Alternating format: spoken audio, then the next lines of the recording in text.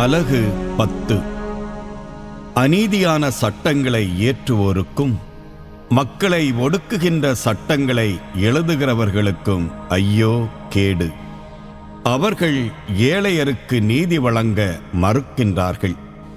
M மக்களுள் எளியோரின் உரிமையை அவர்கள் திருடுகின்றார்கள்.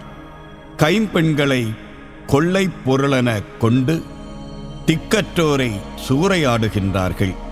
தண்டனை நாளில் என்ன செய்வீர்கள்? தொலைநாட்டிலிருந்து அழிவு வரும்போது என்ன ஆவீர்கள்? உதவி நாடி யாரை தேடி ஓடுவீர்கள்? உங்கள் செல்வங்களை எங்கே வைத்துவிட்டு செல்வீர்கள்? கைதிகளிடையே தலை கவிழ்ந்து வருவீர்கள். இல்லையேல் கொல்லப்பட்டோரிடையே வீழ்வீர்கள். இதிலெல்லாம் ஆண்டவரின் சீற்றம் தணியவில்லை. ஓங்கிய அவரது கை இன்னும் மடங்கவில்லை. ஆண்டவரின் கருவி அசீரியா. அசீரியாவுக்கு ஐயோ கேடு. சினத்தில் நான் பயன்படுத்தும் கோல் அது. தண்டனை வழங்க நான் ஏந்தும் தடி அது. இறைப்பற்றில்லா நாட்டினருக்கு எதிராய் அந்நாட்டை நான் அனுப்புகிறேன். எனக்கு சினமுட்டின மக்களை நொறுக்க அதற்கு நான் ஆணை கொடுக்கிறேன். அம்மக்களை கொள்ளையிடவும் அவர்கள் பொருட்களை சூறையாடவும் தெருவில் கிடக்கும் சேற்றைப் போல அவர்களை மிதித்து போடவும் அதற்கு கட்டளையிடுகிறேன். அசீரிய அரசன் நினைப்பதோ வேறு. அவனது உள்ளத்தில் எழும் திட்டங்கள் வேறு. மக்களினங்கள் அழிந்து நாசமாவதை தன் இதயத்தில் எண்ணுகிறான். பல்வேறு இனத்தாரையும் வெட்டி வீழ்த்த விரும்புகிறான். அவன் இருமாப்புடன் சொல்வது, என் படைத்தலைவர் அனைவரும் அரசர் அல்லரோ? கல்நோர்கர் கெமிசு போன்றதென்றோ? ஆமாத்து அர்பாதுக்கு இணையானதென்றோ? சமாரியா தமஸ்குக்கு ஒத்ததென்றோ? சிறப்பு வாய்ந்த சிலைகளையுடைய அரசுகள் வரை என் கை எட்டியிருக்கின்றது. எருசலேம் சமாரியா சிலைகளை விட அந்நாட்டு சிலைகள் எண்ணிக்கையில் மிகுதி. சமாரியாவுக்கும் அதிலுள்ள சிலைகளுக்கும் நான் செய்தது போல் எருசலேமுக்கும் அதன் சிலைகளுக்கும் நான் செய்ய மாட்டேனோ? எனவே சீயோன் மலைமேலும் எருசலேமிலும் தம் வேலைகள் அனைத்தையும் முடித்தபின் என் தலைவர் இவ்வாறு கூறுவார். ஆணவம் நிறைந்த அசீரிய அரசனின் சிந்தனையை முன்னிட்டும் இருமாப்புடன் அவன் பேசிய பேச்சுக்களை முன்னிட்டும் அவனை நான் தண்டிப்பேன். ஏனெனில் அவன் இவ்வாறு சொன்னான், என் ஞானத்தினாலும் கை வலிமையாலும் நான் அதை செய்து முடித்தேன். நான் அறிவு கூர்மையுடையவன். மக்களினங்களின் எல்லைகளை அகற்றினேன். அவர்களுடைய கருவூலங்களை சூறையாடினேன். ஒரு காளை மிதிப்பது போல் அரியணையில் வீற்றிருந்தோரை மிதித்து போட்டேன். குருவிக்கூட்டை கண்டுபிடிப்பது போல் என் கை மக்களினங்களின் செல்வங்களை கண்டு எடுத்துக்கொண்டது. புறக்கணித்த முட்டைகளை ஒருவன் பொறுக்கி எடுப்பது போல் நாடுகள் யாவற்றையும் ஒருங்கே சேர்த்து கொண்டேன். எனக்கெதிராக ஒருவரும் இறக்கையடிக்கவில்லை, வாய் திறக்கவில்லை, கீச்சென்று ஒலி எழுப்பவும் இல்லை. வெட்டுகிறவருக்கு மேலாக கோடரி தன்னை மேன்மை பாராட்டுவதுண்டோ? அறுப்பவரை விட சிறப்பு மிக்கதாக வாள் தன்னை கருதவியலுமோ? தன்னை தூக்கியவரை சுழற்றி வீச கைத்தடியால் கூடுமோ? மரமல்லாத மனிதனை தூக்க மரத்தாலான கோலால் இயலுமோ? ஆதலால் தலைவராகிய படைகளின் ஆண்டவர் பாழாக்கும் கொள்ளை நோயை அவனுடைய கொழுத்த வீரரிடையே அனுப்புவார்.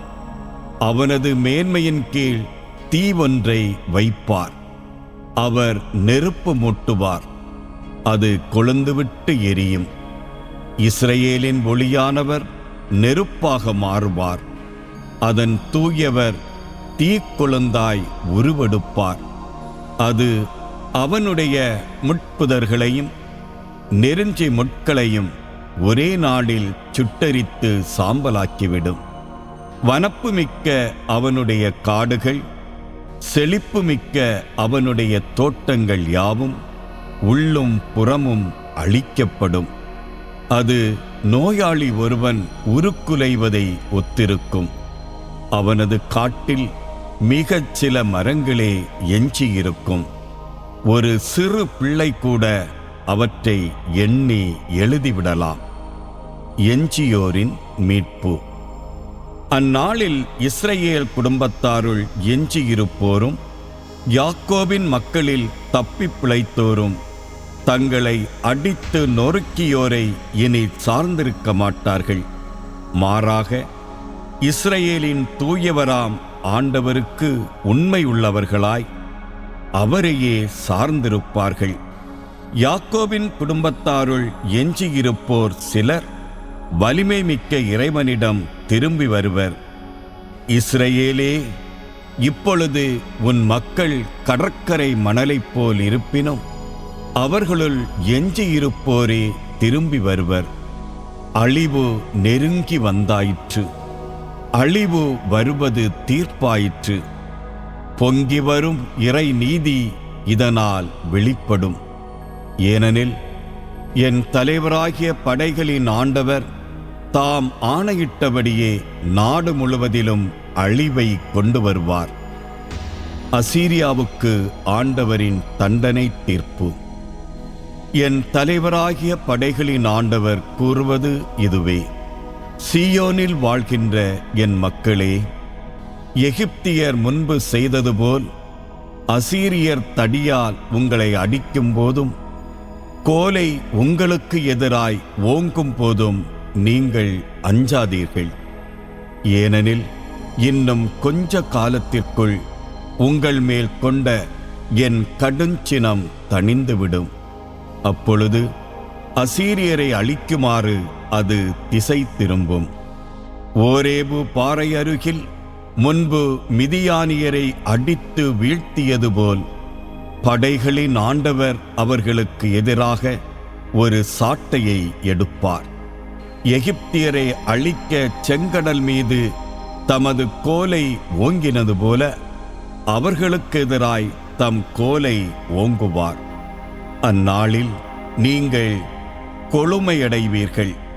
உங்கள் தோள்மேல் அவர்கள் வைத்த சுமை அகற்றப்படும். உங்கள் கழுத்தில் அவர்கள் வைத்துள்ள நுகத்தடி உடைத்தெறியப்படும். பகைவனின் படையெடுப்பு. பகைவன் ஐயாத்துக்கு எதிராக போர் தொடுத்துள்ளான். அவன் மிக்ரோனை கடந்து வந்துவிட்டான். மிக்மாசிலே அவன் தன் மூட்டை முடிச்சுகளை வைத்திருக்கின்றான். கணவாயை அவர்கள் கடந்து விட்டார்கள். கேபாவில் தங்கி இரவை கழிக்கின்றார்கள். ராமா நகரின் மக்கள் அஞ்சி நடுங்குகின்றார்கள். சவுலின் நகரான கிபையாவிலுள்ள மக்கள் ஓட்டமெடுக்கின்றார்கள். கல்லீம் மக்களே, கூக்குரலிடுங்கள். லாயிசா மக்களே, உற்று கேளுங்கள். அனத்தோத்தின் மக்களே, மறுமொழி கூறுங்கள். மத்மேனா மக்கள் ஓட்டம் பிடிக்கிறார்கள். கேபிமில் வாழ்வோர் புகலிடம் தேடி ஓடுகிறார்கள். இன்றே அப்பகைவன் நோபு நகரில் தங்குவான். அங்கிருந்து மகள் சீயோனின் மலைக்கும் எருசலேமின் குன்றிற்கும் எதிராக கையை ஓங்கி மிரட்டுவான். நம் தலைவராகிய படைகளின் ஆண்டவர் அச்சுறுத்தும் ஆற்றலால் கிளைகளை வெட்டி வீழ்த்துவார். உயர்ந்தவற்றின் கிளைகள் துண்டிக்கப்படும். மேட்டிமையானவை தரைமட்டமாக்கப்படும். அடர்ந்த காட்டை அவர் கோடரியால் வெட்டி வீழ்த்துவார். தன் உயர்ந்த மரங்களுடன் லெபனோன் தரையிலே சாயும்.